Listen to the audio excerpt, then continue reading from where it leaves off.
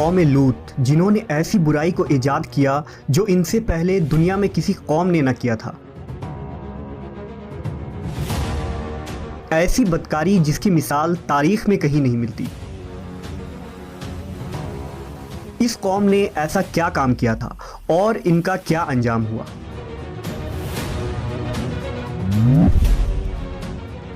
حضرت لوط علیہ السلام اللہ کے ایک برگزیدہ نبی تھے۔ آپ کے والد کا نام ہاران تھا جو تاریخ کے بیٹے تھے۔ آپ کی پیدائش عراق کے قدیم شہر اور میں ہوئی تھی۔ اس شہر میں ابراہیم علیہ السلام کا مسکن تھا۔ دراصل لوط علیہ السلام کے والد ہاران حضرت ابراہیم کے سگے بھائی تھے، یعنی حضرت لوط علیہ السلام حضرت ابراہیم کے بھتیجے تھے۔ چونکہ حضرت لوط علیہ السلام کے والد ان کے بچپن میں ہی انتقال کر چکے تھے، لہٰذا حضرت لوط کو حضرت ابراہیم نے بیٹا بنا کر پالا تھا۔ آپ حضرت ابراہیم پر سب سے پہلے ایمان لانے والوں میں شامل ہیں۔ آپ حضرت ابراہیم کے زمانے میں اہل سدوم کی رہنمائی کے لیے نبوت کے منصب پر فائز ہوئے۔ حضرت لوط کے بہت سارے معجزات ہیں۔ آپ جس وقت بارش کے لیے دعا کرتے تھے تو آسمان بادلوں سے بھر جاتا اور خوب بارش ہوتی تھی۔ حضرت لوط جس پتھر پر سر رکھ کر سوتے، اس پتھر پر آپ کے سر مبارک کا نشان بن جاتا تھا۔ سدوم وہ علاقہ تھا جہاں لوط علیہ السلام مبعوث فرمائے گئے۔ سدوم کے آس پاس 5 نہایت ہی خوبصورت شہر آباد تھے، جن میں سے ہر ایک کی آبادی 1,00,000 نفوس سے زیادہ ہی تھی۔ یہ علاقے نہایت ہی سرسبز و شاداب اور قدرت کی فیاضی کا حسین شاہکار تھا۔ یہاں باغات کی کثرت تھی، لہلہاتی کھیتیاں یہاں کی ضروریات سے کہیں زیادہ تھی۔ اردن، شام اور اسرائیل کے درمیان بسا ہوا یہ علاقہ نہایت ہی زرخیز تھا۔ وہاں طرح طرح کے اناج، پھل، میوے بکثرت پیدا ہوتے تھے، اور یہی وجہ تھی کہ آس پاس کے بستیوں کے لوگ بھی اپنی معاشی اور غذائی ضرورت کے لیے ان بستیوں کی طرف آتے تھے۔ مگر یہ بات اہل سدوم کے لوگوں کو بالکل بھی پسند نہ تھی۔ ان کے خیال میں ان کی بستیوں میں پیدا ہونے والے پھلوں، اناجوں اور سبزیوں پر صرف ان کا ہی حق تھا۔ وہ نہیں چاہتے تھے کہ دوسری بستیوں کے لوگ ان کے علاقے میں آئیں۔ ایک دن سدوم کے لوگ اس بات پر غور و فکر کر رہے تھے کہ باہر سے آنے والے لوگوں کو یہاں آنے سے آخر کیسے روکا جائے، کہ ابلیس ایک بزرگ کی شکل میں ان کے محفل میں آیا اور کہا، اگر تم ان سے پیچھا چھڑانا چاہتے ہو تو میرے کہنے پر عمل کرو۔ اس اجنبی بزرگ کی بات لوگوں نے بہت توجہ سے سنی۔ ابلیس نے کہا، میں کل بتاؤں گا۔ دوسرے دن ابلیس ایک خوبصورت جوان لڑکے کی بھیس میں آیا اور انہیں اپنی عورتوں کے بجائے مردوں کے ساتھ فعل بد کرنا سکھایا۔ ابلیس نے کہا کہ اگر تم ان بستیوں کے لوگوں سے نجات چاہتے ہو جو تمہاری بستی میں آ جاتے ہیں تو ایسا کرو کہ جب بھی کوئی شخص تمہارے علاقے میں آئے تو تم لوگ زبردستی اس کے ساتھ اپنی خواہش پوری کرو۔ اس طرح یہ لوگ اس بستی میں آنا چھوڑ دیں گے۔ اپنی نفسانی خواہشات کے لیے مردوں سے بدفعلی اس قوم کا دستور بن گیا تھا۔ یہاں بے حیائی عام ہو گئی تھی۔ حکمراں، سردار، رؤسا، ہر طبقے میں گھر گھر یہ عمل پھیل گئی تھی۔ بھری محفل میں یہ لوگ اس فحاشی کے کام کو کر کے خوش ہوتے تھے۔ کوئی بھی محفل اس کام کے بغیر ادھوری سمجھی جاتی تھی۔ خاص کر مسافروں میں سے کوئی خوبصورت لڑکا ہوتا تو یہ لوگ اسے اپنا شکار بنا لیتے۔ تلمود میں لکھا ہے کہ اہل سدوم اپنی روزمرہ کی زندگی میں سخت ظالم، دھوکے باز اور بد معاملہ تھے۔ کوئی مسافر ان کے علاقے سے بخیریت نہ گزر سکتا تھا۔ کوئی غریب ان کی بستیوں سے روٹی کا ایک ٹکڑا نہ پا سکتا تھا۔ بارہا ایسا ہوتا تھا کہ باہر کا آدمی ان کے علاقے میں پہنچ کر فاقوں سے مر جاتا اور یہ اس کے کپڑے اتار کر اس کی لاش کو برہنہ دفن کر دیتے۔ اپنی وادی کو انہوں نے ایک باغ بنا رکھا تھا جس کا سلسلہ میلوں تک پھیلا ہوا تھا۔ اس باغ میں وہ انتہائی بے حیائی کے ساتھ اعلانیہ بدکاریاں کرتے تھے۔ حضرت لوط علیہ السلام نے انہیں توحید کی دعوت دی اور بدکاری کے اس گھنونے عمل سے توبہ کرنے کا حکم دیا۔ حضرت لوط نے کہا، تم بے حیائی کیوں کرتے ہو؟ کیا تم عورتوں کو چھوڑ کر لذت حاصل کرنے کے لیے مرد کی طرف مائل ہوتے ہو؟ حقیقت یہ ہے کہ تم احمق لوگ ہو۔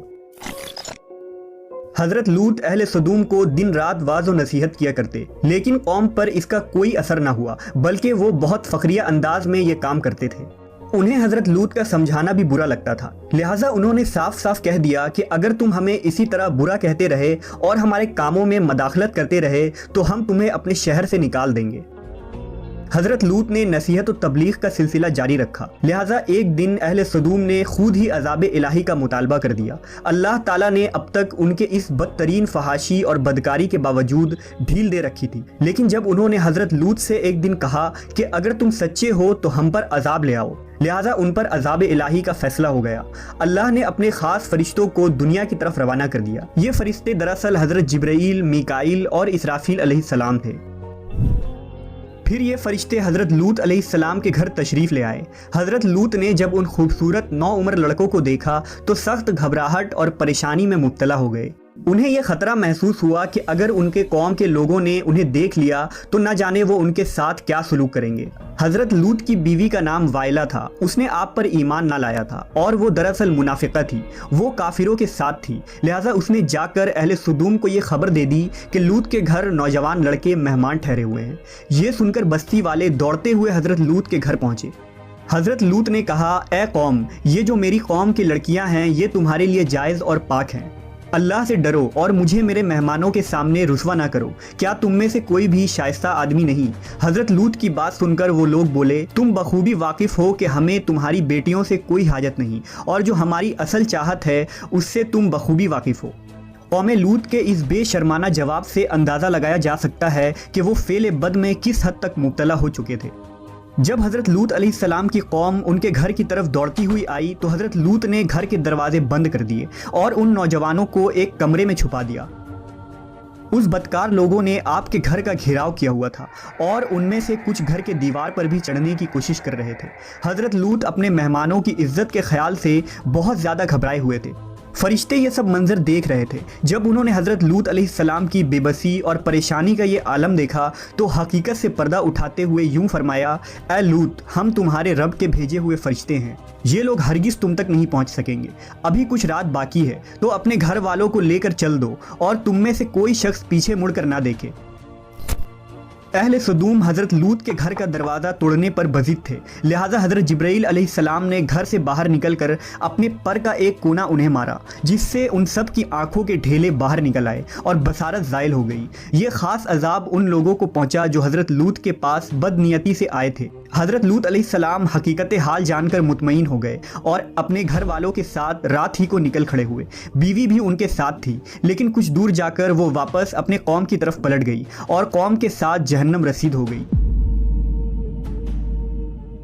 صبح کا آغاز ہوا تو اللہ کے حکم سے حضرت جبرائیل نے بستی کو اپنے پر سے اکھاڑ دیا اور پھر اپنے بازو پر رکھ کر آسمان پر چڑھ گئے، یہاں تک کہ آسمان والوں نے بستی کے کتے کے بھونکنے اور مرغوں کے بولنے کی آوازیں سنی۔ پھر اس بستی کو زمین پر دے مارا، جس کے بعد ان پر پتھروں کی بارش ہوئی۔ ہر پتھر پر مرنے والوں کا نام لکھا ہوا تھا۔ جب یہ پتھر ان کو لگتے تو سر پاش پاش ہو جاتے۔ صبح سویرے شروع ہونے والا یہ عذاب اشراق تک پوری بستی کو نیست و نابود کر چکا تھا۔ قوم لوط کی ان خوبصورت بستیوں کو اللہ نے ایک انتہائی بدبودار اور سیاہ جھیل میں تبدیل کر دیا، جس کے پانی سے رہتی دنیا تک کوئی فائدہ نہیں اٹھایا جا سکتا۔ سمندر کے اس خاص حصے میں کوئی جاندار، مچھلی، میڈک وغیرہ زندہ نہیں رہ سکتے، اس لیے اسے ڈیڈ سی یعنی بحر مردار کہا جاتا ہے، جو اسرائیل اور اردن کے درمیان واقع ہے۔ ماہرین آثار نے 10 سالوں کی تحقیق و جستجو کے بعد اس تباہ شدہ شہر کو دریافت کیا تھا۔ تحقیقات سے پتہ چلا تھا کہ اس شہر میں زندگی بالکل ختم ہو چکی ہے۔ اس شہر کے راستے اور کھنڈرات کو دیکھ کر آرکیولوجسٹ نے یہ اندازہ لگایا کہ جب یہ شہر تباہ ہوا تو اس وقت لوگ روزمرہ کے معمولات کے کاموں میں مشغول تھے اور یہاں زندگی اچانک ختم ہو گئی تھی۔ اہل سدوم جنہیں پتھر بنا دیا گیا تھا، ان کے بت ابھی تک بحر مردار کے پاس موجود ہیں، جو تا قیامت لوگوں کے لیے ایک عبرت ہے۔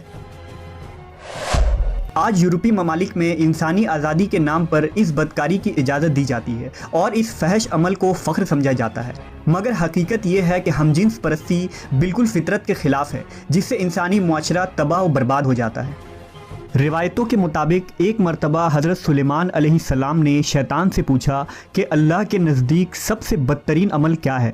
ابلیس بولا، جب مرد مرد سے بدفعلی کرے اور عورت عورت سے خواہش پوری کرے۔ حضرت ابن عباس سے روایت ہے کہ رسول اللہ صلی اللہ علیہ وسلم نے فرمایا کہ اس شخص پر اللہ پاک کی لعنت ہو